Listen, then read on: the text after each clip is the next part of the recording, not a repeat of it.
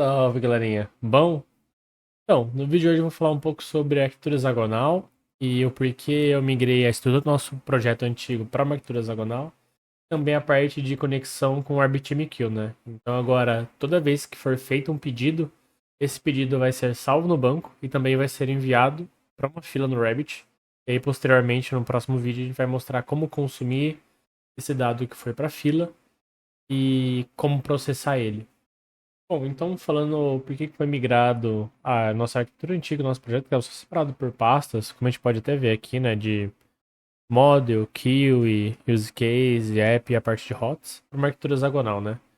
Então, um dos principais benefícios da arquitetura hexagonal é o desacoplamento da sua lógica de negócio das partes externas da sua aplicação, né? Como conexão a banco, chamadas que são feitas, né? Então, esse é um dos principais objetivos, né? E uma maneira que ela também é conhecida é como uma arquitetura de portas e adaptadoras, né? Ou seja, as portas são as interfaces para o meio externo, como banco de dados, acesso a uma fila, e os adaptadores são a implementação dessas interfaces. Então, basicamente, a arquitetura hexagonal, ela visa separar o que é regra de negócio do que é externo. Então, quando alguma coisa externa muda, por exemplo, a implementação de uma chamada ao banco de dados ou uma request que chega no seu use case, ele não é impactado, ou seja, o seu domínio ele não é impactado. Por que ele não é impactado? Como ele é relacionado por interfaces, ou seja, o meu domínio comunica através das portas, dos adaptadores, tudo que está fora do meu domínio através de interface, como mostra aqui nessa própria imagem, né? Aqui meu use case ele tem a entidade dele, que pode ser uma interface que modela o dado que está sendo processado. Ele conversa com as partes externas aqui através de interface, que são essas portas, tá vendo aqui, ó, input port, output port. Isso são as interfaces para o mundo externo do meu domínio. Então, se a implementação em qualquer uma dessas quatro caixas, como adaptador web, tema de persistência externa, ou qualquer outra coisa externa for alterado, não impacta no meu domínio ou no meu use case. Por quê? Ele faz o uso de interfaces.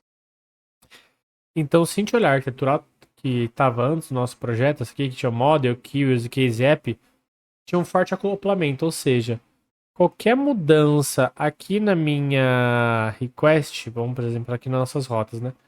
Qualquer mudança que acontecesse aqui ia impactar diretamente no nosso domínio. Então, por esse motivo que foi feita essa migração. Vou mostrar aqui já, deixa eu dar um git out main para voltar para o nosso histórico atual.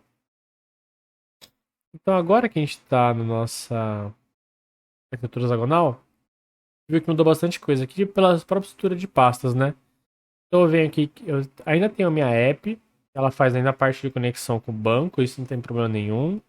Aí que nossas rotas mudou um pouco, né?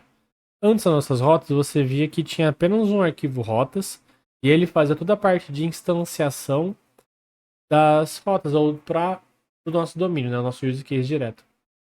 Então agora a gente vê que a gente tem um cara chamado Composer aqui, né? O que é esse Composer? Esse Composer ele é o cara que é responsável por fazer a instância do nosso domínio.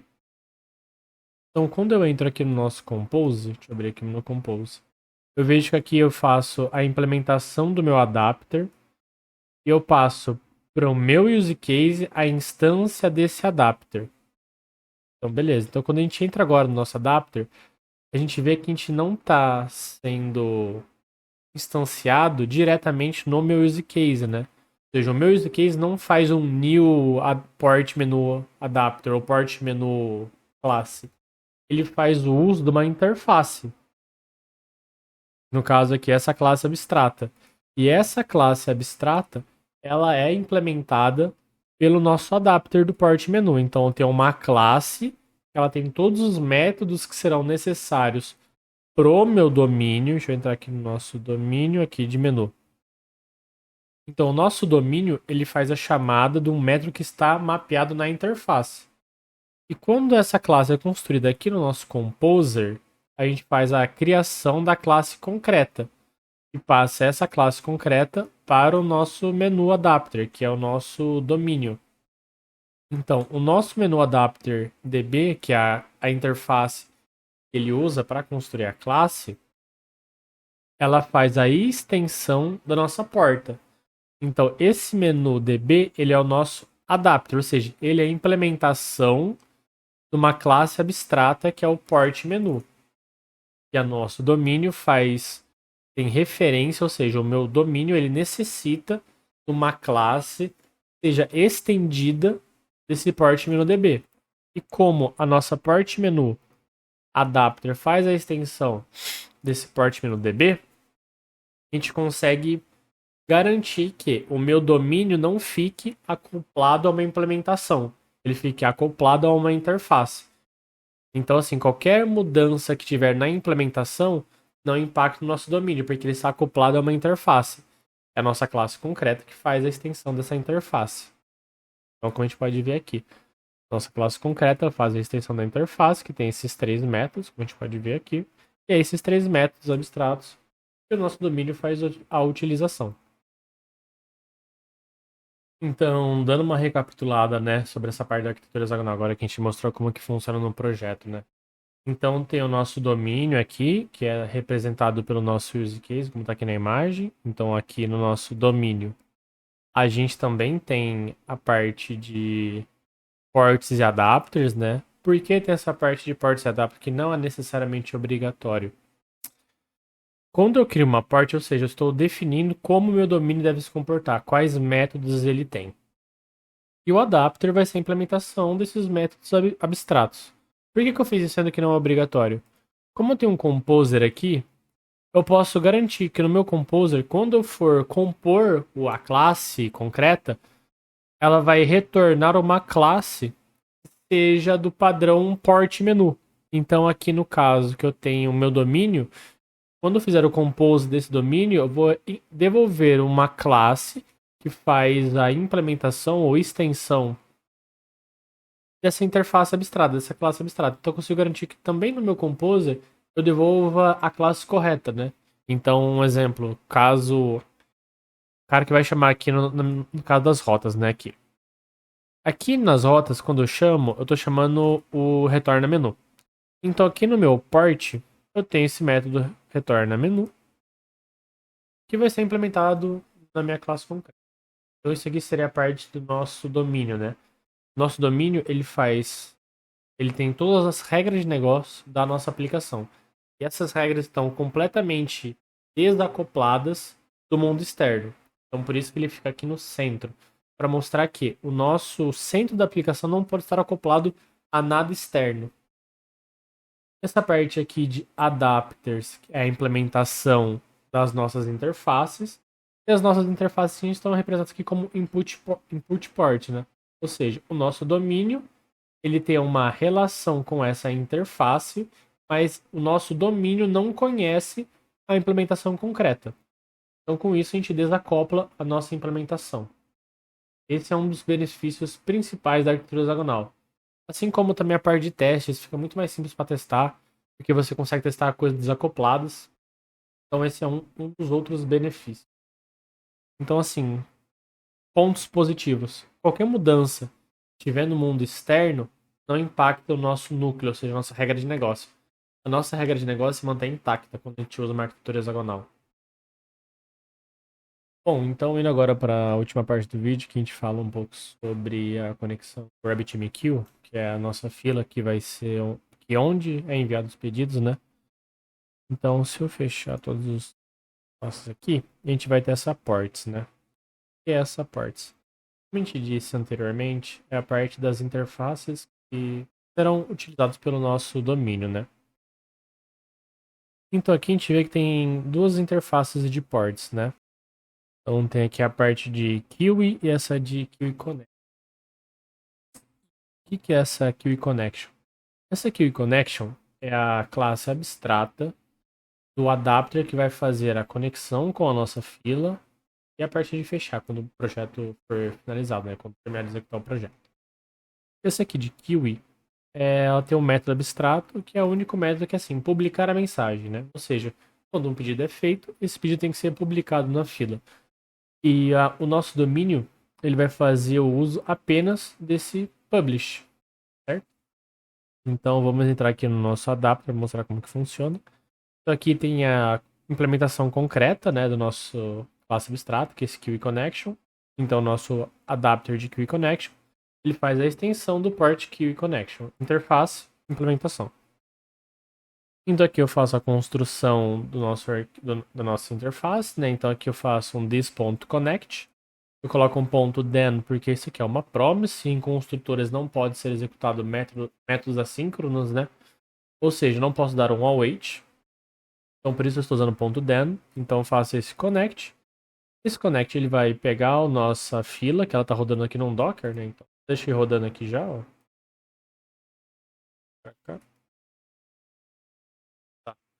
Tá rodando. Eita, cliquei no Docker Compose. Tá aqui, RabbitMQ. Esse aqui é o nosso container que tá rodando a nossa fila.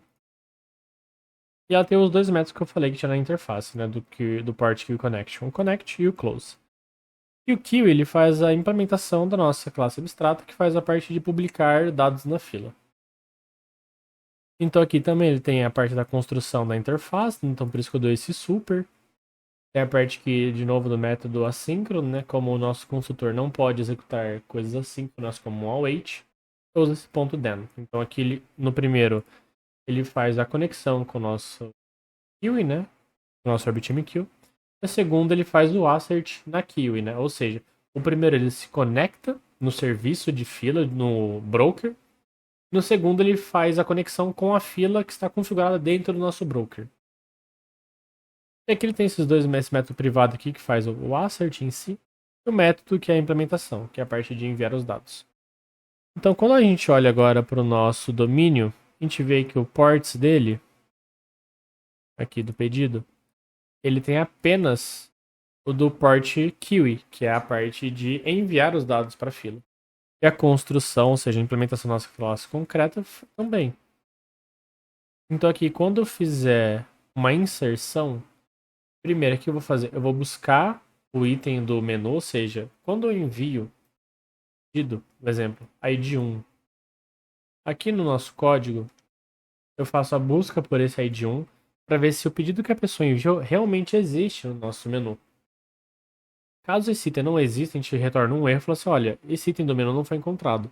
No caso aqui, menu não encontrado. A gente pode até mudar isso aqui. Vou colocar aqui, item do menu não encontrado. E o segundo aqui, dado que eu já encontrei os meus itens, né, aqui, eu faço esse promise all, ou seja, se for enviado mais de um item, eu vou paralelizar essa busca no banco de dados. Por isso que eu estou usando esse promise all. Não é ter que ficar indo, achou o primeiro? Aí se não achasse o primeiro, já dá erro, dá nem executar os últimos. Aqui, como ele está paralelizado, o primeiro que der erro também, óbvio, ele vai já estourar a exceção. Mas assim, pensa que você tem 5 itens, né? Se o último der erro, ele vai ter que executar esses primeiros 4 itens. Então, quando a gente faz em paralelo, ele vai disparar esses 5 ao mesmo tempo. Se na execução de um deles já dá erro, ele já aborta os outros. Então, por isso estou usando essa parte aqui do promise all, porque ele paraleliza essa busca. E dado que ele me retornou esses itens do nosso menu, eu faço a criação desse item no meu banco de dados. E depois que ele for criado no meu banco de dados, eu envio esse pedido para a fila. E aqui é a parte apenas de buscar o pedido, né? Eu consigo buscar para saber qual que é o status do meu pedido, né? Então, vamos mostrar como que ficou essa parte aqui. Então, aqui eu até deixei pronto, vou fazer um pedido com todos os itens do nosso menu. Até aqui, ou seja, o nosso menu, ele tem 5 itens, né? Que é o hambúrguer, fritas, hambúrguer super bacon, bacon e Coca-Cola. Esses 5 itens, que vai dar de 1 ao ID 5. Então aqui, quando eu for criar um pedido, eu vou mandar esses 5 IDs. Vou colocar aqui.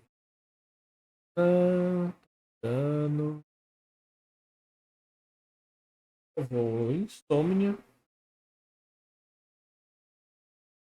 Pra garantir. Realmente, Insomnia deu uma travadinha. Então, deixa eu parar aqui. Quest. Até colocou aqui. Insomnia has become responsible. Por incrível que pareça, agora ele retornou. Ele demorou um pouco, acho que ele já tinha ido e voltado e quebrou a execução. Beleza. Enviou o nosso pedido, ou seja, criamos um pedido com esses 5 itens no nosso menu. Então, quando eu pegar esse número do pedido e eu colocar aqui na minha rota de GET, eu vou trazer o status desse meu pedido. Então, se eu colocar aqui query, eu vou colocar o ID do nosso pedido, vou dar um send. Ele trouxe aqui, né? Ou seja, ele trouxe que a gente pediu hambúrguer, fritas, hambúrguer super bacon, fritas com bacon colo. E o status desse pedido está como aguardando. Então, se a gente entrar na nossa fila, como eu estou rodando o Rabbit local, eu instalei uma extensão chamada Rabbit Management. Eu consigo ver exatamente o que está acontecendo nessa fila, né? Eu vou colocar aqui localhost. Ele sobe esse Rabbit Management na porta 8080. Tá? Ou seja, ele está até mostrando aqui que a nossa aplicação está conectada. Eu vi que nesse Queries and Streams, e aqui consigo ver ó, a nossa fila de pedidos, exatamente um pedido. Ou seja, ele está ready. O que quer dizer que esse pedido está ready? Que ele está pronto para ser consumido por um consumidor. Como não foi implementado dentro dessa parte de consumidor, sempre vai ficar como estado de ready. Quando um consumidor consumir esse pedido, ele vai sair daqui, ele vai estar como unnacked, ou seja, o meu consumidor está processando esse pedido. E quando ele estiver pronto, ele vai dar aqui como act, ou seja, ele foi processado. Então, meio que era isso que eu queria mostrar, gente. Então, toda vez agora que a gente faz um pedido, ele vem para a fila. Vou até mandar mais um aqui, só para exemplificar o fluxo. Então, gerou esse novo pedido. Então, se eu pegar esse aí eu vou colocar aqui na rota de get, colocar. Ele vai trazer de novo esse pedido como status de aguardando. E aqui no nosso Rabbit, agora tá vendo que já trouxe aqui, ó, dois. Ou seja, tem dois pedidos que estão prontos para serem consumidos. E eu também consigo verificar o status desse nosso pedido, não que vai ser assim, mas aqui no nosso VS Code, né? Ou seja, eu me conectei aqui no nosso Mongo, tô entrando aqui no nosso banco de dados do Burger. Eu tenho dois esquemas, né? O menu, que é o nosso menu, ou seja, ele tem nossos 5 itens do menu aqui, fritas, hambúrguer super, fritas com bacon. E também o nosso pedidos. Aqui já tinha feito alguns testes para validar, então a gente tem aqui 56 pedidos. Se eu entrar aqui nesse último, que provavelmente foi o que a gente criou agora, ele não vai dar o show more. Show more. Rapaz, tem pedido aqui, hein? O more está acabando. Aqui, ó. O último que a gente acabou de criar foi com a ID 39, né? Então, quando a gente entra aqui, se eu clicar aqui nesse 39, ele vê exatamente o nosso retorno que dá. Nosso instrumento consegue ver aqui no banco. A gente fez 5 pedidos e o status dele está aguardando. Bom, gente, no vídeo de hoje era isso. Eu queria mostrar um pouco desse fluxo que foi, né? Essa migração para a arquitetura hexagonal. Mostrar os benefícios. Até abrir aqui a linha. Né? Então, separação do nosso domínio do mundo externo, né? Então, o nosso domínio ele contém apenas nossa regra de negócio. A única conexão que ele tem com o mundo externo é as interfaces, que são nossos ports. Ou seja, nossos ports definem como que deve ser construída nossa classe concreta, que seriam os adapters. E os adapters fazem a extensão do port, ou seja, ele vai ter os métodos necessários que serão utilizados pelo nosso domínio. E o domínio, por consequência, faz a utilização da interface e não da classe concreta. Com isso, tem a separação de regra de negócio com o mundo externo, que pode ser uma conexão com o banco, conexão com fila, request ou qualquer outra conexão com o mundo externo. Os principais benefícios disso: separar a regra de negócio. Outro benefício: teste fica muito mais simples. Benefício que a gente pode até elencar assim: qualquer mudança que tiver nas classes que fazem conexão com o mundo externo, que não seja nosso domínio, não tem nenhum impacto nele. Então, se eu mudar a regra de negócio, se eu mudar o banco que eu estou usando, se eu mudar a fila que eu estou usando, não vai impactar no nosso domínio, porque ele está desacoplado, ele faz uso da interface e não da classe concreta. Então é isso, galera. Valeu aí, tamo junto. Obrigado por estar assistindo mais esse vídeo e dá um like e se inscreve no canal. Vai ajudar uma boa força fazer isso, viu? Tamo junto.